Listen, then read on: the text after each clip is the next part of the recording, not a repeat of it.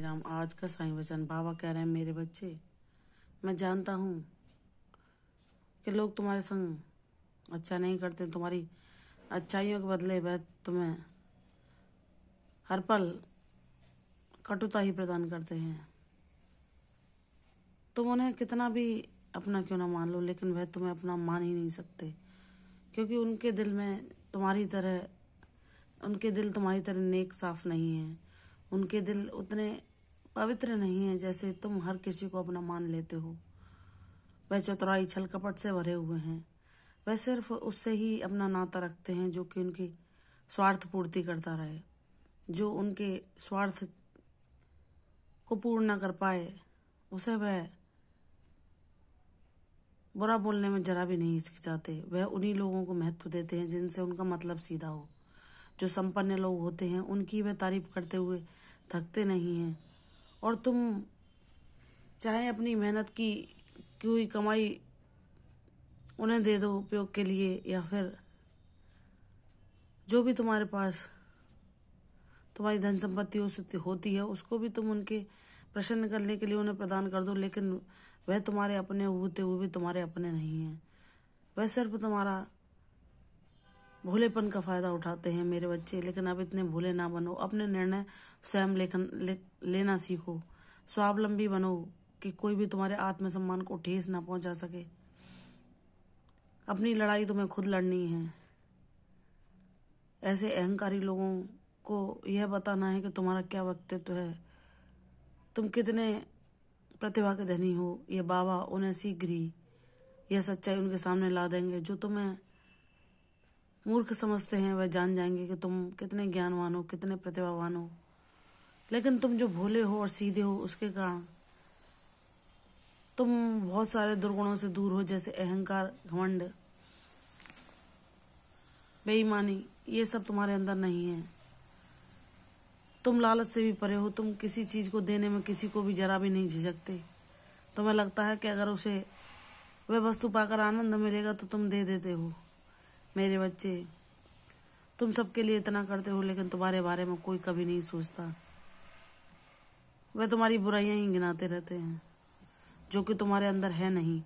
वह इसलिए गिनाते हैं क्योंकि वह नकारात्मक हैं, बुराई से परिपूर्ण हैं। अहंकार, पाखंड, झूठ, दंभ, लालच, यह भाव उन्हें कूट कूट कर भरे हैं, क्योंकि उन्हें बचपन से ऐसी ही संगति मिली है।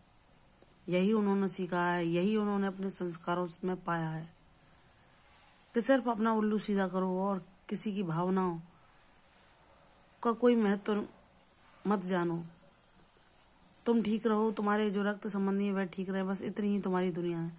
और कोई दर्द पीड़ा में है तो तुम्हें उससे कोई लेना देना नहीं। तुम इतने स्वार्थी बन जाओ कि उसकी दुख भरी कहानी को सुनने के लिए भी तुम्हारे पास समय ना हो। तुम उसके महत्व को ना जानो। हाँ, अगर वह तुम्हारे सेवा भाव में तुम्हारे काम आता है तब तुम उससे प्यार के दो मीठे बोलते हो, क्योंकि वह तुम्हारे काम में आ रहा है। ऐसे स्वार्थी लोग तुम्हारे आसपास बहुत हैं मेरे बच्चे, जिनकी बात मैं कर रहा हूँ। लेकिन तुम्हें ऐसा नहीं बनना। तुम्हें हर किसी को महत्व देना है, हर किसी का सम्मान करना है। जो दीन दुर्बल हैं, जो उतने संपन्न नहीं है, तुम्हें उनको भी वही महत्व देना है। जो कोई संपन्न व्यक्ति तुम्हें मिले तो उसको तुम जितना अपनी मधुर वाणी से बोलते हो, वैसा ही तुम्हें उन लोगों के साथ भी बर्ताव करना है जो जिन्हें कोई महत्व ही नहीं देता। मेरे बच्चे, वह प्रसन्न हो जाते हैं कि अगर कोई उनसे प्रेम पूर्वक बात कर लेता है तो। और तुम तो मेरे वह बच्चे हो कि तुम अपने कर्मों से, वाणी से, सेवा से, कर्तव्यों के द्वारा हर किसी को प्रसन्नता ही देने का प्रयास करते हो। तुम्हारे ये प्रयास तुम्हें ऊंचाइयों तक ले जाएंगे मेरे बच्चे। तुम वह बुलंदी छू पाओगे जो अभी तक किसी को, जिसके पास पहुंच पाना भी संभव नहीं। और वह तुम्हारी बाबा की कृपा के द्वारा ही होगा। उनकी कृपा के बिना कोई भी रंग से राजा नहीं बन पाता। जिसको वह चाहें उसकी तकदीर को वह अपने सुनहरी कलम से लिख देते हैं।